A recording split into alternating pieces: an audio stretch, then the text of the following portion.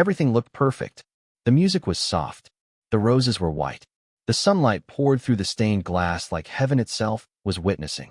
Everything looked perfect until the doors opened. A tall black man in a charcoal suit stepped through the entrance of the historic Savannah chapel, uninvited, unbothered, and far too confident. The whispers started immediately. Heads turned. Cameras lowered. Someone's aunt clutched her purse. Darius King, Naomi's ex.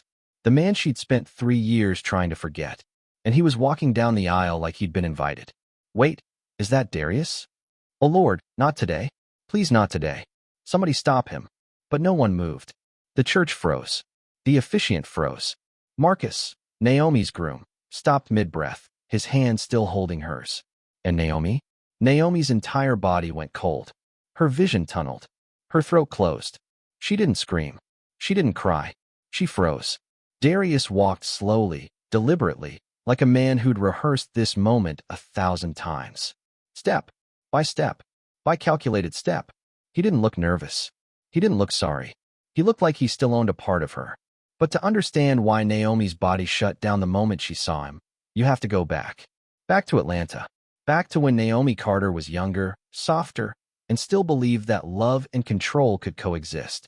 Naomi had always been the kind of woman people admired from a distance. Poised, accomplished, the type who made things look easy even when they weren't.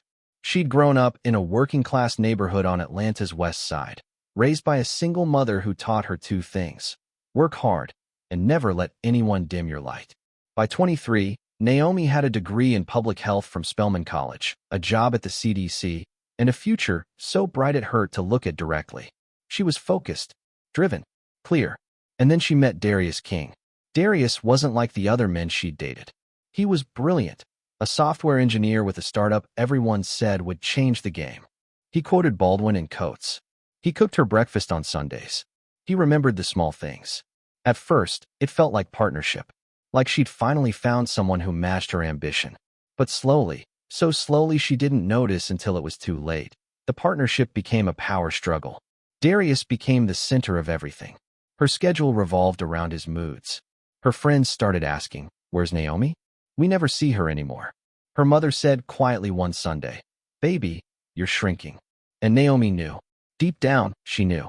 But leaving someone who's never hit you, never cheated, never done anything you can name, leaving someone who just makes you feel small in ways you can't explain, that's harder than people think. People used to say, if you see Naomi, you see Darius. But what they didn't see was how much of herself she'd lost trying to keep him happy. How she'd stopped arguing, stopped having opinions that contradicted his, stopped trusting her own instincts. Until one day, sitting in her car outside his apartment, hands shaking on the steering wheel, she realized, I don't recognize myself anymore. And that's when she left.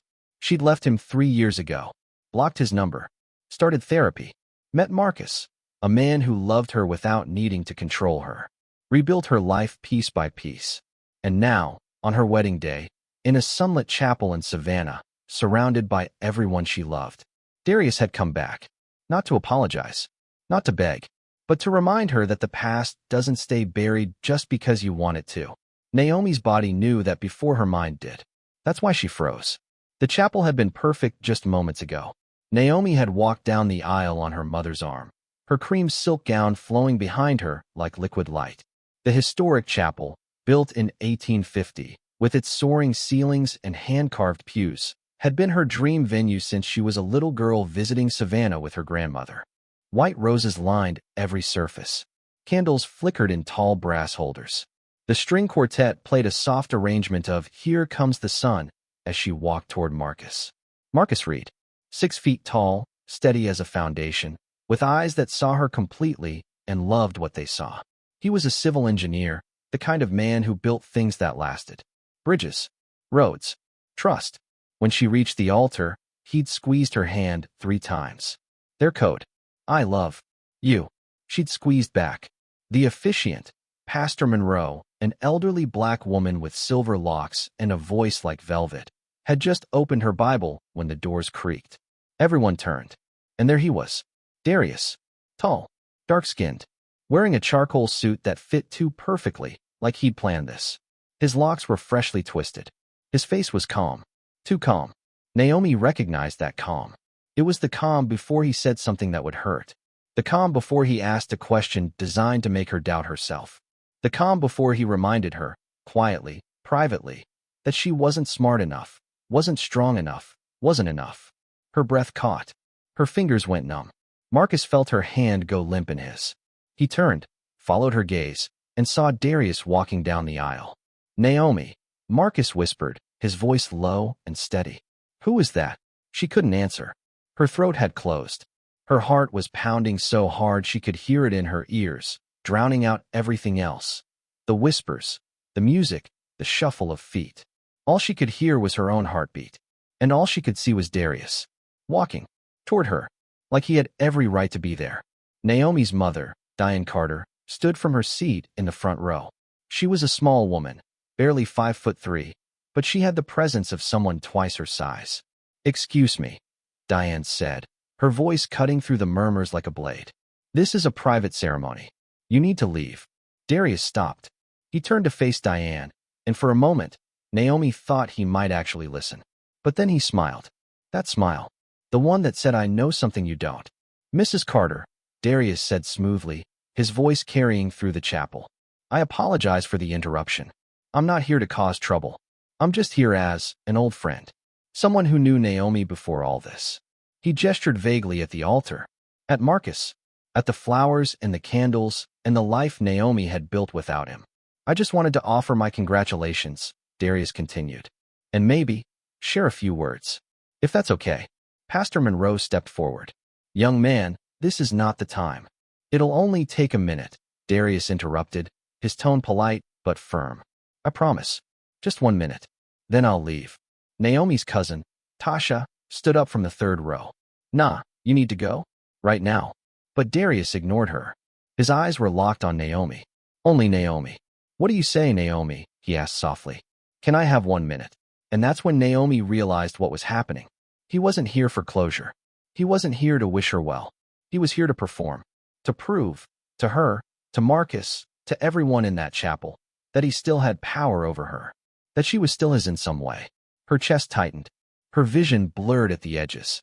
She felt Marcus's hand tighten around hers, a lifeline. "Breathe," Marcus whispered. "I'm right here. You're safe." But Naomi couldn't breathe. Because the past she'd worked so hard to bury, the past she'd cried over in therapy, the past she'd promised herself would never touch her again. That past was standing 10 feet away from her, smiling, waiting. Darius didn't wait for an answer. He walked to the side of the altar, where a microphone stood on a small podium, meant for readings during the ceremony. He picked it up, tested it with a soft tap. The sound echoed through the chapel. "Thank you," Darius said, his voice amplified now, filling every corner of the room. "I'll be brief." Naomi's legs felt like water. Marcus stepped slightly in front of her, not blocking her, but anchoring her. "I'm Darius King," he began, his tone conversational, almost friendly. "Some of you might remember me. I was Naomi's, well, let's call it what it was. I was Naomi's first real love." A few people shifted uncomfortably. Tasha stood again. "Man, get out. I'm not here to cause problems," Darius said quickly, holding up a hand. "I'm here because I owe Naomi something. An apology. An acknowledgement. The truth." He paused for effect. Naomi's hands were shaking. "Naomi and I," Darius continued, "we had something special. Something raw. Something real. We built each other. Challenged each other. I made her stronger. She made me better. We were—" He trailed off, shaking his head as if overcome with emotion. "We were everything." Naomi's stomach twisted. Because that wasn't true. They hadn't built each other. He'd broken her down. And now he was rewriting history in front of everyone she loved. Marcus's jaw clenched. He looked at Naomi, then back at Darius. "That's enough," Marcus said, his voice calm but firm. Darius ignored him. "But I made mistakes," Darius said, his voice dropping to something softer, almost vulnerable. "I was young. I was ambitious. I didn't know how to love someone without trying to shape them. And I lost her." He looked directly at Naomi. "I lost you." Naomi felt like she was going to be sick. "And I've spent 3 years thinking about what I'd say if I ever saw you again," Darius continued. "So here it is, Naomi. In front of everyone." He paused. The chapel was silent. Even the babies had stopped crying. I'm sorry, Darius said. For everything. And I hope this man, he gestured toward Marcus, knows how lucky he is. Because Naomi Carter is the kind of woman who... Stop. The word came out of Naomi's mouth before she realized she was speaking. Quiet. Barely audible. But it cut through Darius's monologue like a knife. Everyone turned to look at her. Darius blinked, momentarily thrown. Naomi. Stop, she said again, louder this time. Her voice was shaking. But she was speaking. And that was something. Darius smiled faintly. I'm almost done. No, Naomi said. You're done now. Her legs were trembling. Her heart was racing. But she was standing. And she was looking at him. For the first time in 3 years, she was looking at Darius King without flinching. This is my wedding, Naomi said, her voice gaining strength. My day? My future. And you don't get to rewrite our past just because you showed up uninvited. Darius's smile faltered. Naomi, I'm just trying to. You're trying to control me, Naomi interrupted. One last time. In front of everyone. So they'll think I'm the one who's emotional. Unstable. Unable to handle the past. She took a breath. But I'm not. Marcus stepped beside her, his hand finding hers again. You need to leave, Marcus said quietly. Darius looked between them, his expression hardening. Fine, he said after a long pause. I tried.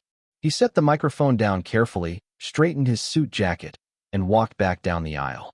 Slowly, deliberately, like he'd won something. The doors closed behind him, and Naomi finally exhaled. But deep down, she knew. This wasn't over.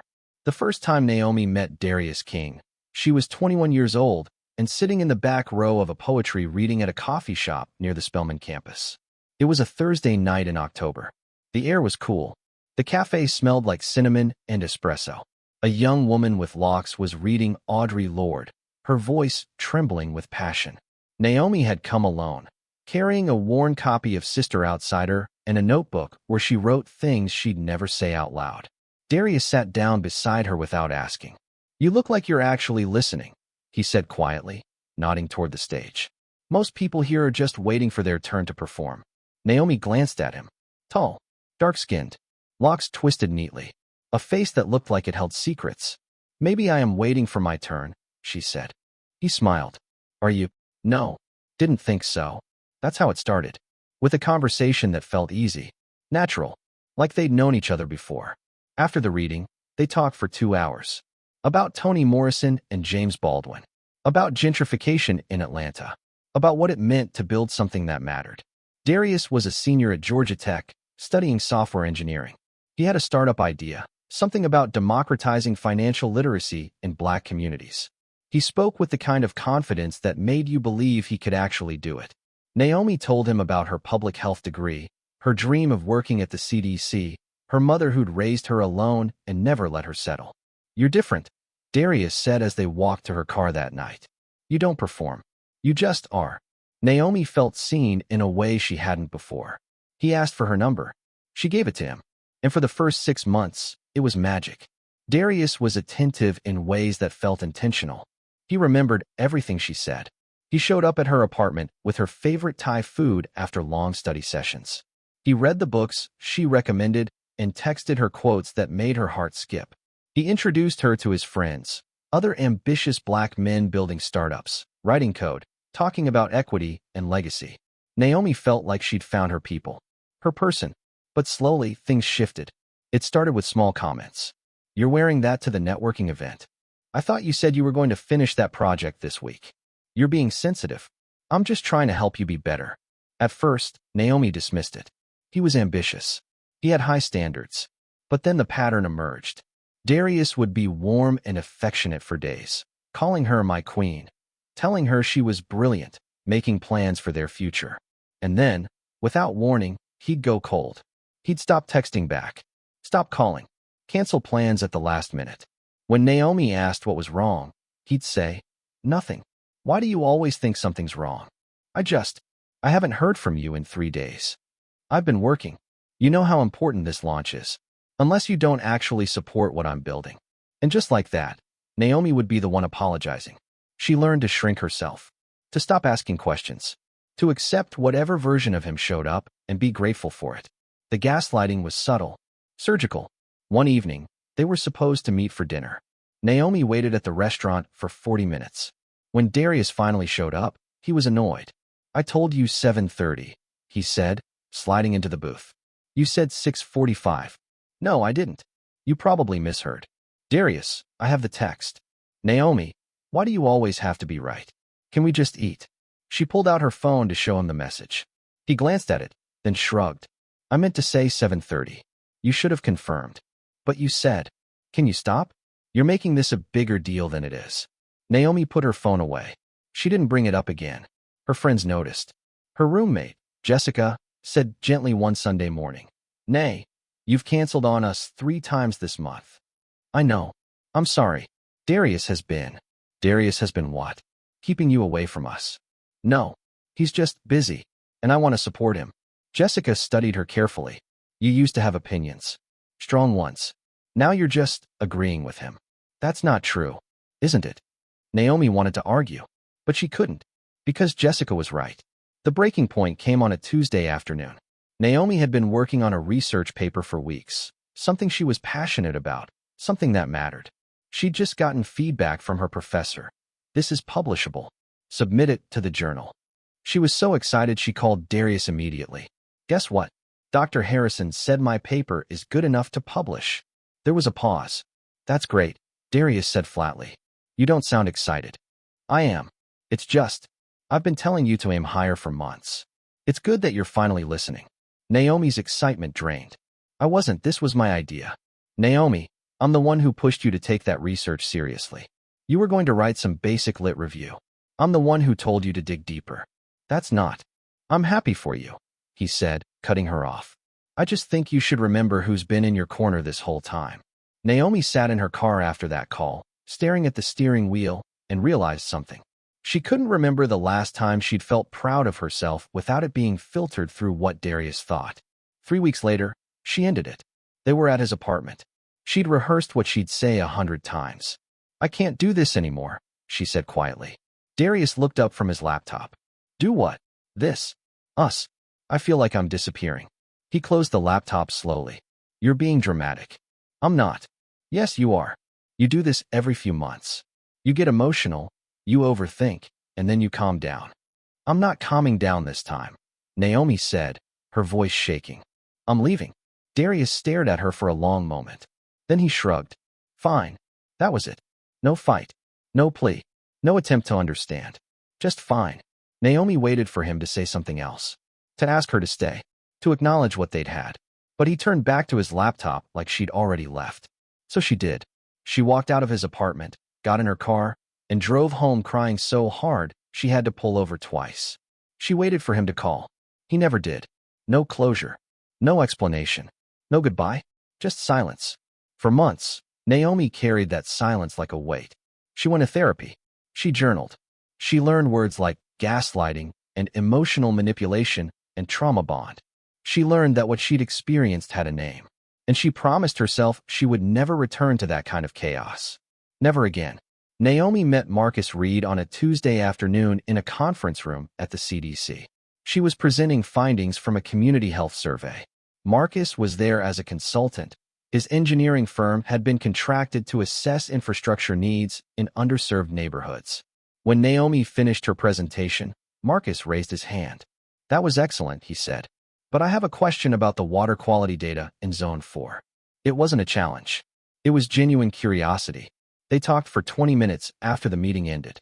About water systems and health outcomes, and how infrastructure and public health were more connected than most people realized. Marcus listened. Really listened. He didn't interrupt. Didn't mansplain. Didn't try to one-up her. When Naomi mentioned a concern about her data, he said, "That's a valid question. What do you think the answer is? Not here's what I think. Not you should probably. Just what do you think?" It was such a small thing, but it felt revolutionary. They exchanged emails. Professional at first, then friendly, then something more. Marcus asked her to coffee, then dinner, then a walk through Piedmont Park on a Sunday afternoon. He was different from anyone Naomi had dated before. He was steady. When he said he'd call, he called. When he made plans, he kept them. When she shared something vulnerable, he didn't use it against her later. He was consistent in a way that felt almost boring at first, until Naomi realized it wasn't boring. It was safe. 3 months into dating, Naomi had a panic attack. They were at Marcus's apartment, watching a movie.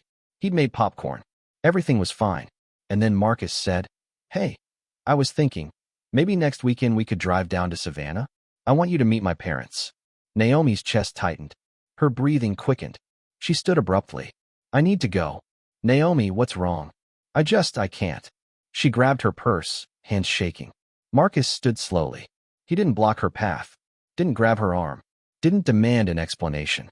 He just said quietly, "Okay, but can I ask, are you upset with me, or are you scared?" Naomi froze. "Scared," she whispered. "Of me? Of this?"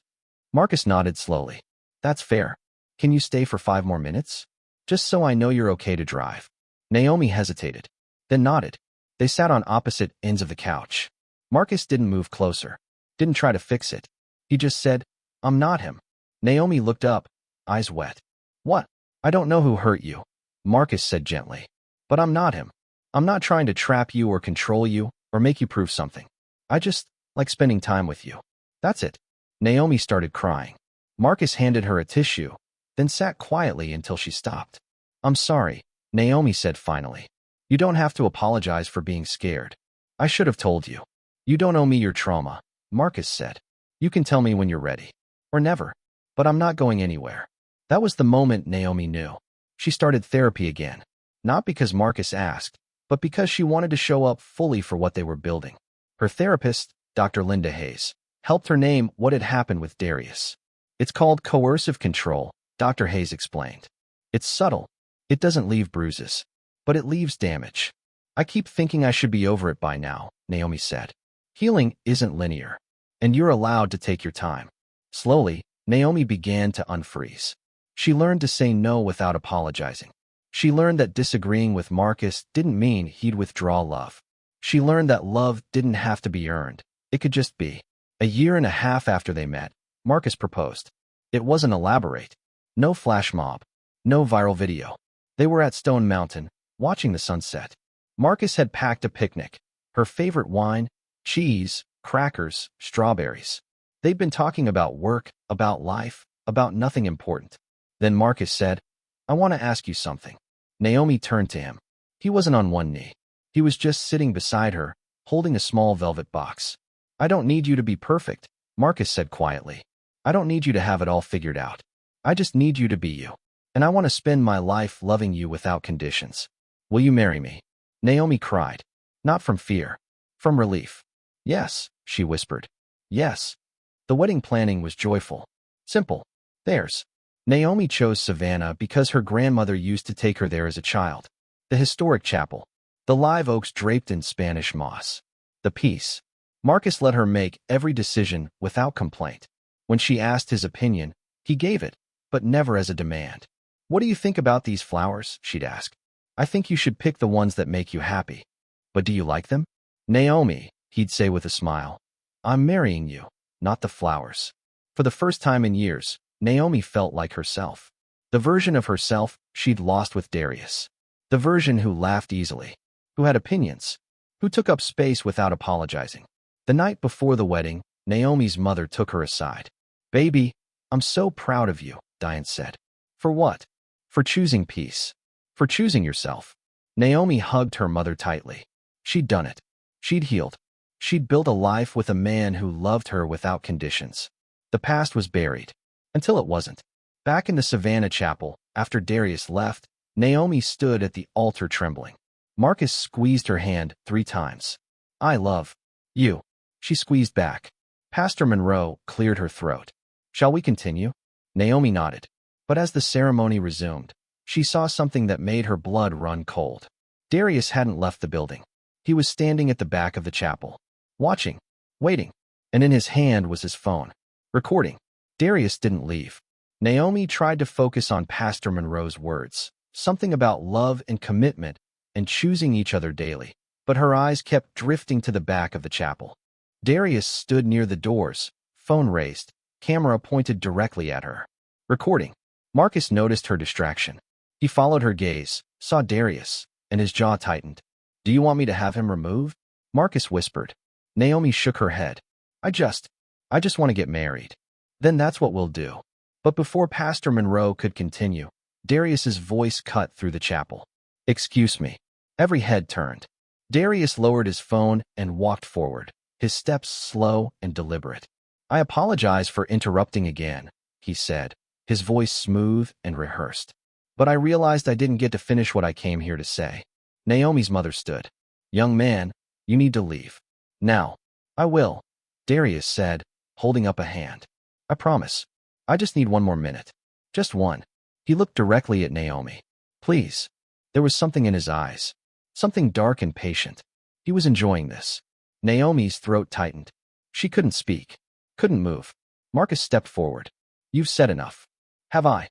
Darius smiled faintly. "Because Naomi knows I haven't said the important part yet." He walked closer to the altar, stopping just a few feet away. "Naomi," he said softly, intimately, like they were alone. "Do you remember what you said to me the night you left?" Naomi's stomach dropped. "No, he wouldn't." "You said, 'I can't be who you need me to be,'" Darius continued, his voice gentle. "And I want everyone here to know. I've thought about that every day for 3 years." The guests shifted uncomfortably. Darius turned to address the crowd. "See, Naomi and I, we had something most people never find. Something raw. Something real." "Stop," Naomi whispered. Darius ignored her. "We challenged each other. Pushed each other. She made me better, and he paused for effect. "I made her stronger." Naomi's hands were shaking. That wasn't true. He hadn't made her stronger. He'd made her smaller. "But I was young," Darius said, his voice dropping to something vulnerable. "I didn't know how to love someone without trying to mold them. And I lost her because of it." He looked at Naomi again. "I lost you." The chapel was silent. "And I've spent 3 years learning," Darius continued. "Learning how to be better. Learning what love actually means. And I realized something." He paused. "I realized that the woman standing at that altar, the strong, confident, beautiful woman you all see," he pointed at Naomi. "She exists because of what we went through together. The pain, the growth, the fire." Naomi's chest tightened. No, he was rewriting history, making himself the hero of her healing. "So when I say congratulations," Darius said, looking at Marcus, "I mean it. Because you're getting a version of Naomi that I helped create. And I hope you appreciate that." The words hit Naomi like a punch. A version I helped create. Like she was a product. Like he owned a percentage of who she'd become. Marcus's voice was low and dangerous. "You need to leave. Right now." Darius held up his hands in mock surrender. "I'm almost done. I promise." He turned back to Naomi. "I just want you to know, I forgive you." Naomi's head snapped up. "Forgive her?" "I forgive you for leaving without giving me a chance to change," Darius said. "I forgive you for blocking me. For moving on without closure. I understand now. You were scared. You were hurt. And I take responsibility for that." He was doing it again. The thing he'd always done. Taking her truth and twisting it until she was the one who'd done something wrong. "But I hope," Darius said, his voice softening, "that one day, you'll forgive me too. Not for him." He gestured at Marcus. "But for yourself. Because holding on to anger isn't healthy, Naomi. And I know you. You're probably still carrying what we had like a wound."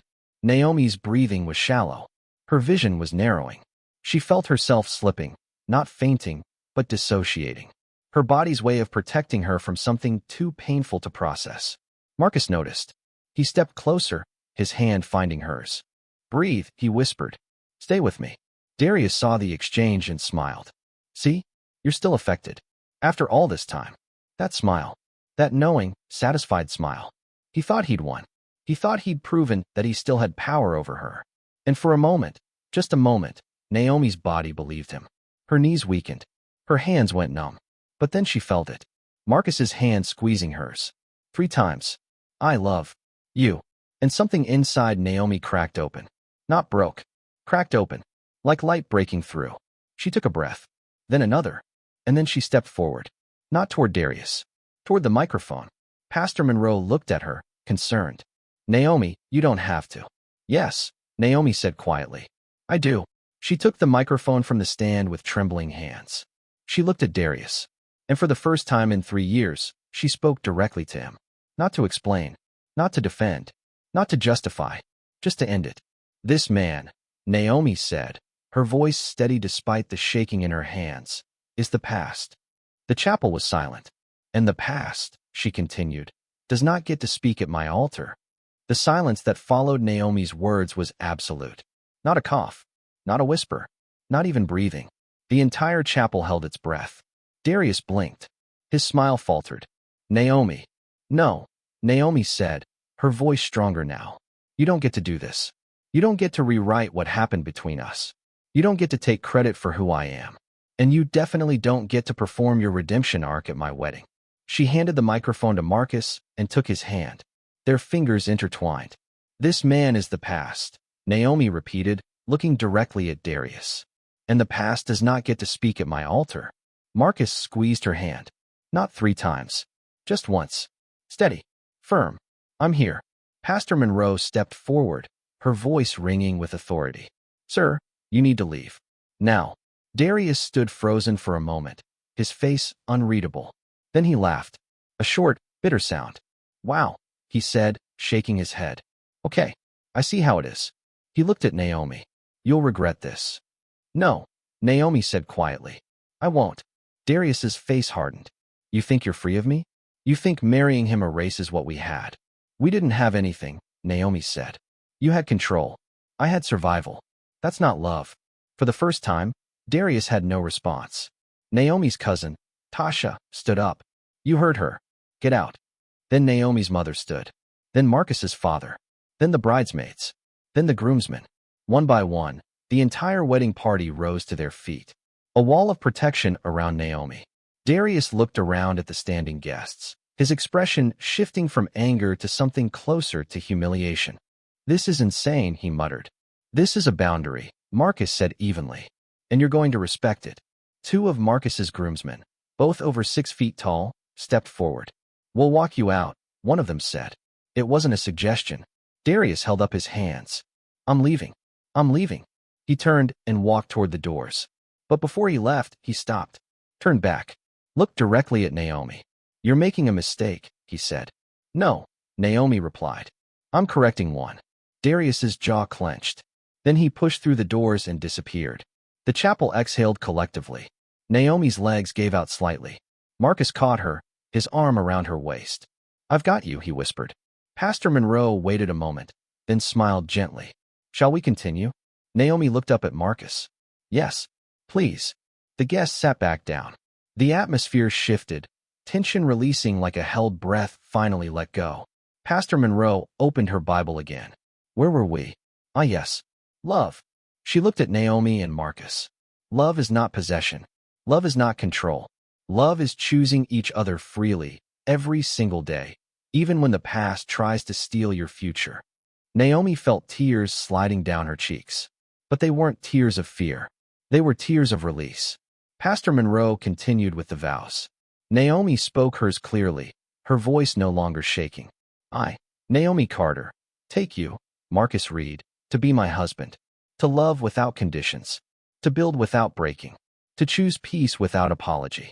Marcus's voice was steady and sure.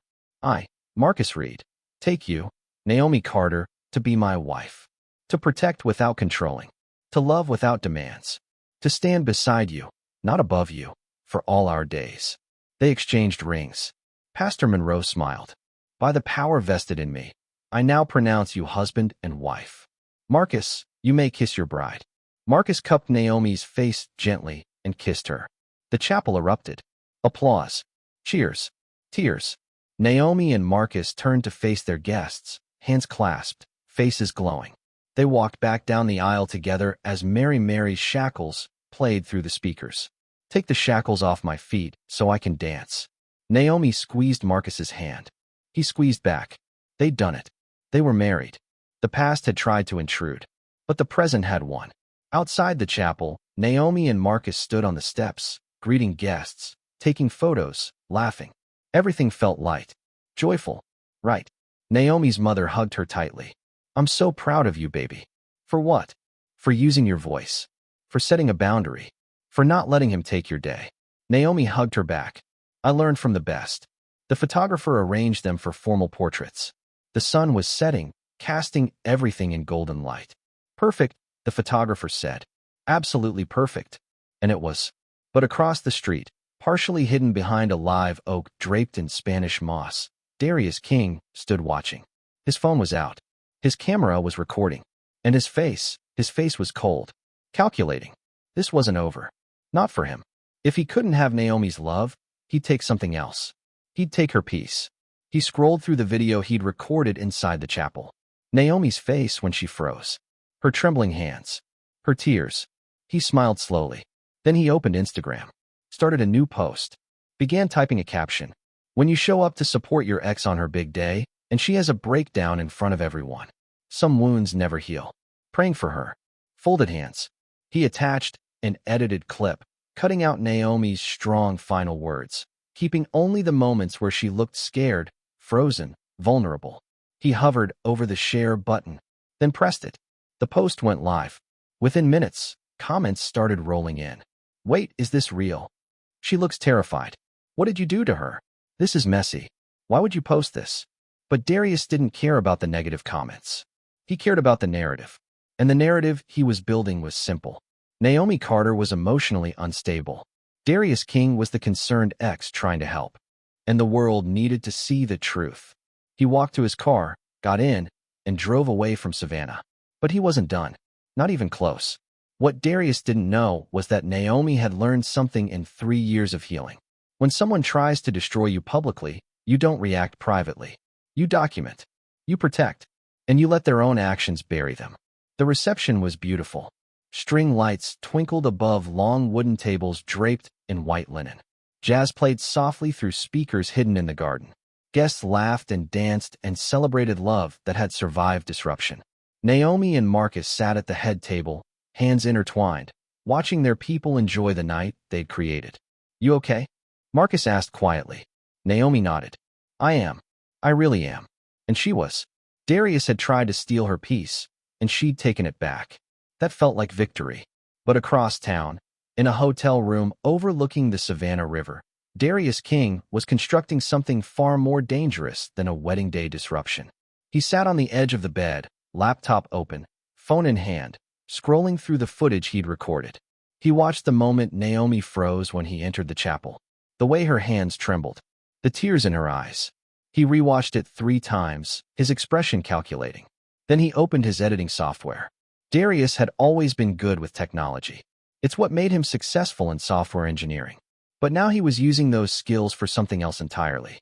He clipped the video carefully, cut out the part where Naomi found her voice, removed the moment she set a boundary, deleted the applause when she married Marcus. What remained was a 47-second clip of Naomi looking terrified, frozen, and broken. He added a slow-motion effect to the moment her hands started shaking, zoomed in on her face when tears filled her eyes, overlaid somber music, something that sounded reflective and sad. Then he opened Instagram. His follower count wasn't massive, about 8,000 people, mostly from his startup days and tech networking circles. But it was enough. He typed a caption carefully, revising it 3 times before he was satisfied. Showed up today to support someone I once loved on what should have been the happiest day of her life. But sometimes the past holds pain we can't escape, no matter how hard we try to move forward. Watching her break down in front of everyone broke my heart all over again. Some wounds run deeper than we want to admit. I hope she finds the peace she's been searching for. She deserves it. Praying for healing. For both of us. Folded hands, Dove. He attached the edited video, hovered over the share button, smiled, and pressed it. The post went live at 9:47 p.m. By 10:15 p.m., the video had 347 views.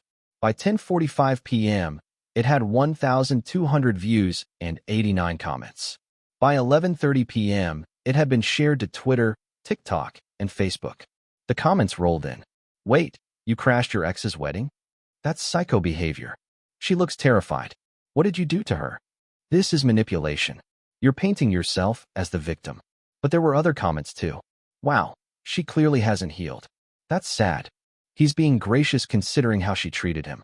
Some people aren't ready for marriage. This is proof. And those comments, the ones that believed him, that saw Naomi as unstable, those were the ones Darius amplified. He liked them, replied to them with things like, I just want her to be happy, honestly. And, it's hard watching someone you care about still struggling. He was crafting a narrative. And it was working.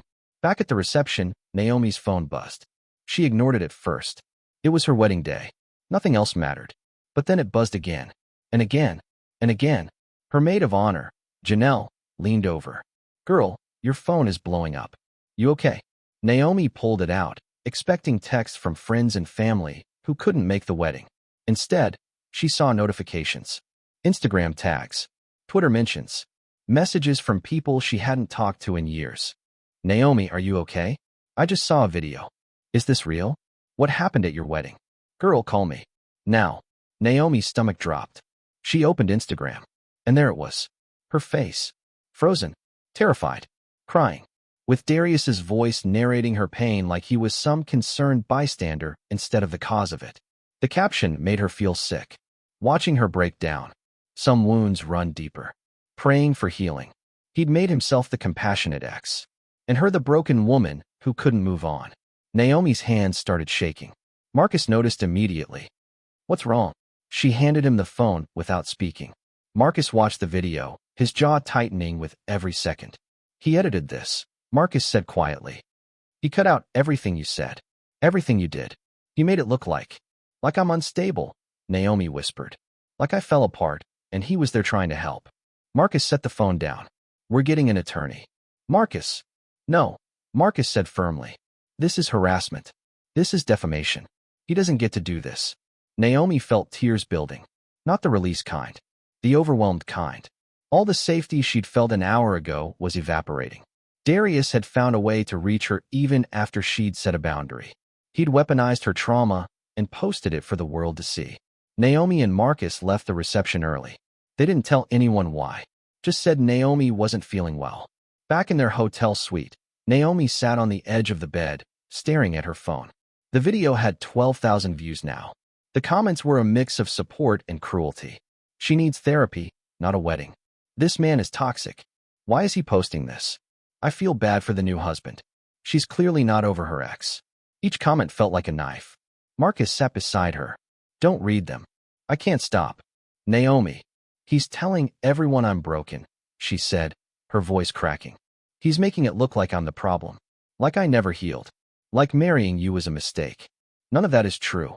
But people believe it," Naomi said. "Look at the comments. Half of them think I'm unstable." Marcus took the phone gently from her hands and set it face down on the nightstand. "Listen to me," he said. "What Darius posted is not the truth. It's a manipulation, and we're going to fight it the right way." "How?" "With a lawyer. With evidence. With the truth."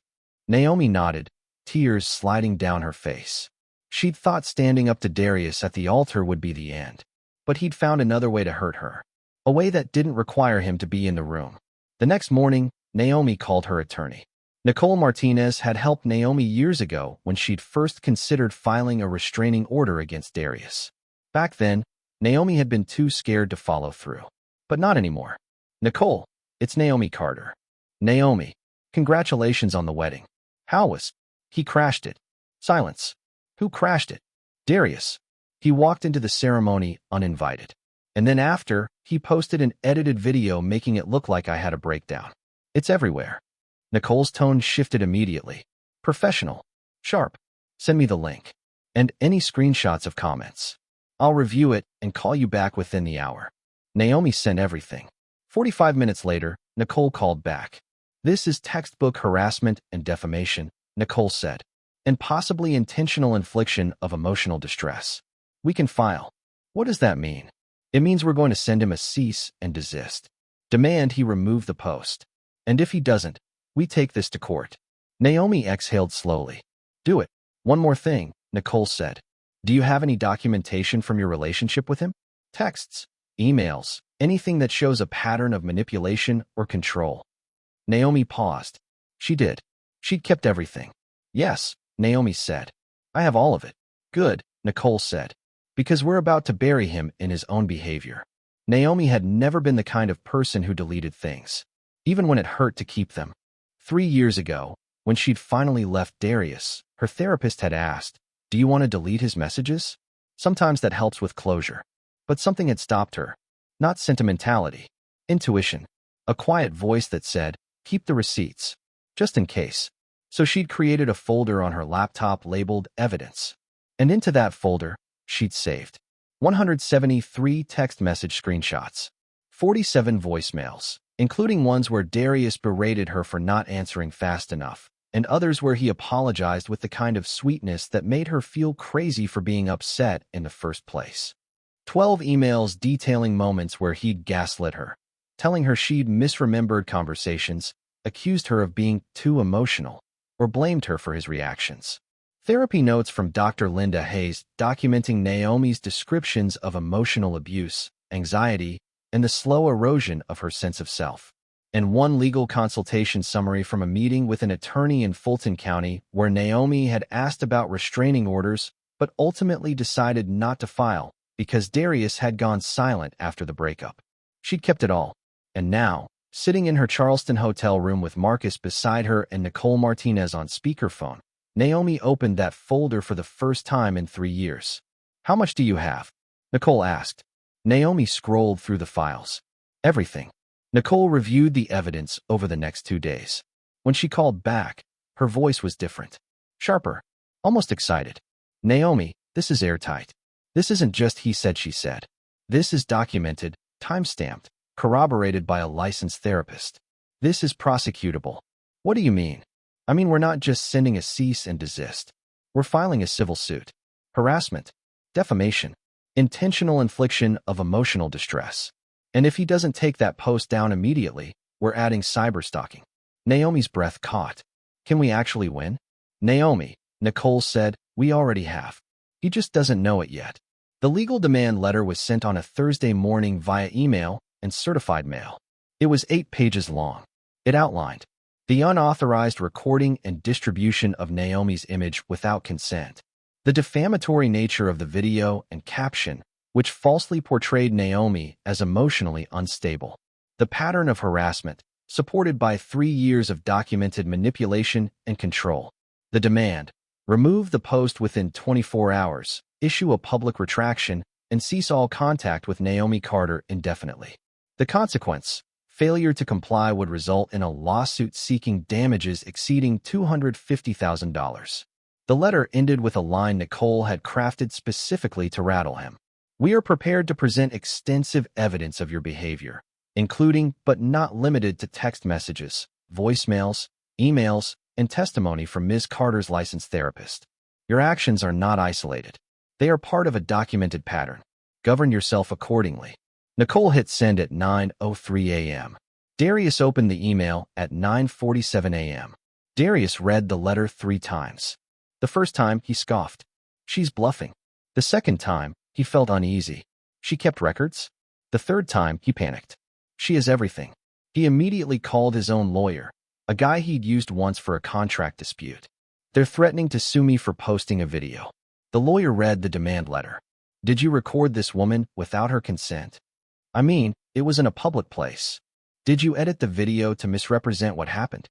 "I just trimmed it." "Did you post it with the intent to damage her reputation?" Darius hesitated. "No, I was just—" "Mr. King," the lawyer interrupted, "you need to take that post down. Right now. And you need to stop talking about this woman entirely." "But—" "No buts. This is a strong case. If you fight it, you'll lose. And it'll cost you a lot more than $250,000. Darius hung up, furious. He opened Instagram. The video had 47,000 views now. Comments were still rolling in, but the tone had shifted. Someone had found Naomi's LinkedIn, posted about her work at the CDC, her education, her accomplishments. Wait, she's a public health researcher? And he's trying to paint her as unstable? This man is trash. Another comment: "I know Naomi. She's one of the most put-together people I've ever met. This video is edited. You can tell." And another: "Anyone who crashes their ex's wedding and then posts about it online is the problem, not her." The narrative was turning. Darius felt control slipping. He deleted the post. But it was too late. Screenshots had been taken. The video had been downloaded. People were talking. By Friday afternoon, Darius's employer, a tech firm in Charlotte, North Carolina, received an anonymous email. It contained a link to the now-deleted Instagram post, saved via screenshot, a summary of the harassment allegations, a note: "Is this the kind of employee you want representing your company?" The HR department opened an investigation immediately. Darius was called into a meeting Monday morning. "We've received some concerning information," his manager said carefully. "It's a misunderstanding. You posted a video of a woman without her consent. You're being threatened with a lawsuit. That reflects poorly on the company. It was personal. It has nothing to do with my work. It has everything to do with your judgment," the manager said. "We're placing you on administrative leave pending the outcome of this situation." Darius's stomach dropped. "You're suspending me? We're protecting the company. This is insane. Mr. King, I suggest you resolve this quickly." Darius tried calling Naomi. Blocked. He tried texting. Blocked. He tried emailing. Bounced back with an auto-reply. This email address no longer accepts messages from this sender. He tried messaging Marcus on LinkedIn. Marcus's response was 3 words: "Contact our attorney." Darius felt the walls closing in. His post was deleted, but the damage to his reputation was spreading. People who'd worked with him were distancing themselves. Friends stopped answering calls. His ex-girlfriend from 2 years ago reached out. "Did you do this to Naomi too? Because you did the same thing to me." The control he'd always had, the ability to shape narratives, to make people believe his version of events, was collapsing. And for the first time in his life, Darius King realized he'd underestimated Naomi Carter. She hadn't just survived him. She'd documented him. And now she was destroying him with his own words. 2 weeks after the wedding, Naomi woke up crying. Not sad crying. Not scared crying. Just crying. Marcus stirred beside her. "Naomi? What's wrong?" "I don't know," she whispered. I can't stop." He pulled her close, and she cried into his chest for 20 minutes. When the tears finally slowed, Marcus asked gently, "Do you want to talk about it?" Naomi shook her head. "I don't even know what that was." But Dr. Linda Hayes knew. Naomi had scheduled an emergency therapy session the day after Darius posted the video. And now, 2 weeks later, she was still processing. "What you experienced at the wedding," Dr. Hayes said carefully, "was a freeze response. Your nervous system perceived a threat and shut down to protect you." "But I didn't do anything," Naomi said. "I just stood there." "Exactly. And that's not weakness. That's your body's survival mechanism." Naomi looked down at her hands. "It felt like weakness." "I know. But freezing is what kept you safe when fighting or running wasn't an option. Your body remembered Darius as a threat. And when he appeared, it protected you the only way it knew how. By shutting down. By conserving energy," Dr. Hayes corrected. "By waiting to see if the threat would pass. And when you were ready, when you felt safe enough, you unfroze. And you used your voice." Naomi nodded slowly. "That crying this morning?" Dr. Hayes continued. "That was your body releasing what it couldn't release before. You're not broken, Naomi. You're healing." For the first time in 2 weeks, Naomi felt something other than shame about freezing. She felt understanding. Marcus had been steady through all of it. He didn't pressure her to get over it. He didn't minimize what had happened. He just stayed close. When Naomi couldn't sleep, he stayed awake with her. When she needed space, he gave it without taking it personally. When she wanted to talk, he listened without trying to fix it. "I'm sorry, this is our honeymoon," Naomi said one evening as they sat on the balcony of their Charleston rental overlooking the water. "This is our honeymoon," Marcus said. "We're together. That's all that matters. But it's supposed to be happy." "It is happy," Marcus interrupted gently. "We're building a life. That doesn't mean pretending hard things aren't happening. It means facing them together." Naomi leaned her head on his shoulder. "I don't deserve you. You deserve someone who sees you," Marcus said. "And I do. All of you. Even the parts that are still healing." Meanwhile, Darius's life was unraveling. The administrative leave from his job became a termination. The HR investigation concluded that his personal conduct demonstrated poor judgment inconsistent with company values. Translation: "You're fired." Darius tried to fight it, threatened legal action, claimed discrimination. But the company had documentation. Screenshots. Witness statements from colleagues who'd seen the Instagram post before it was deleted. He lost. His LinkedIn profile, once filled with endorsements and connection requests, went quiet. People stopped engaging with his posts. Recruiters stopped reaching out. One former colleague messaged him privately. "Man, what you did to that woman was foul. Don't contact me again." Darius sat alone in his apartment, scrolling through job postings, realizing that his name was now attached to something he couldn't escape. Google his name, and the first result was an article on a local blog. Charlotte tech worker suspended after allegedly harassing ex at her wedding. He'd become the villain in someone else's story, and for once, he couldn't rewrite the narrative. Back in Charleston, Naomi was learning to sleep again. The first few nights after the wedding had been rough. Nightmares, insomnia, panic attacks at 3 a.m. But slowly, with therapy and Marcus's support, peace returned. One night, 3 weeks after the wedding, Naomi fell asleep at 10 p.m. and didn't wake up until 7 a.m. No nightmares, no anxiety, just rest.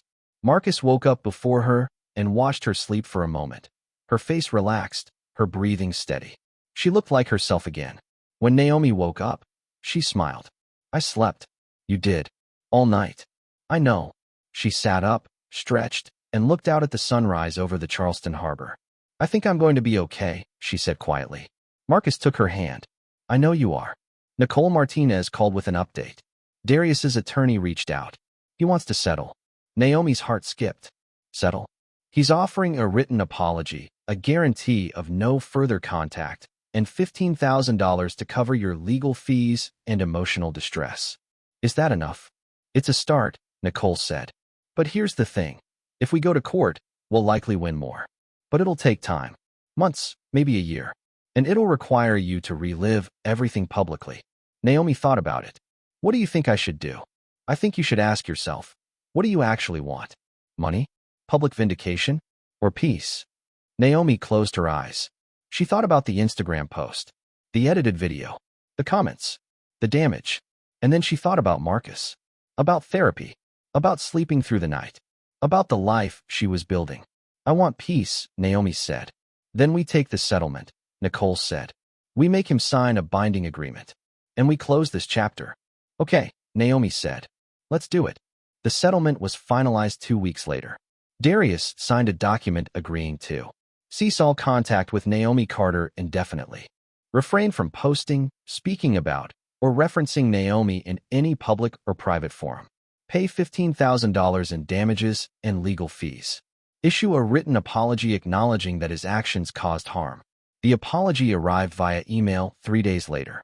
It was short, stiff, clearly written by his lawyer. But it existed, and that was enough. Naomi read it once, then deleted it. She didn't need to keep it, because she wasn't building an archive of his wrongs anymore. She was building a future. 6 months after the wedding, Naomi and Marcus sat on the porch of their new home in Charleston, watching the sun set over the marsh. They decided to stay in Charleston instead of returning to Atlanta. The city felt peaceful, slower, like a place where they could breathe. Marcus had transferred to a new engineering firm. Naomi was consulting remotely for the CDC while exploring opportunities in South Carolina's public health sector. Life was quiet, and quiet felt like victory. Naomi's mother visited for Thanksgiving. Diane Carter sat in the kitchen, watching her daughter chop vegetables for dressing, and smiled. You look happy, baby. Naomi looked up. I am. I mean really happy. Not performing happy. Not keeping the peace happy. Actually happy. Naomi set down the knife and hugged her mother. I am, Mama. I really am. Diane held her tight. I'm proud of you. For choosing yourself. For setting boundaries. For not letting that man take your joy. I had a good example, Naomi said. Later that evening, after dinner, Diane pulled Naomi aside. Can I ask you something? Of course. Do you ever think about him? About Darius? Naomi considered the question. Sometimes. But not the way I used to. What do you mean?